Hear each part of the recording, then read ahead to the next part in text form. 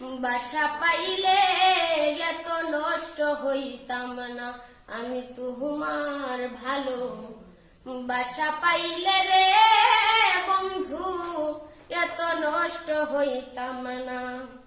ওরে থাকো বন্ধু সুখে থাকো, এই প্রার্থনা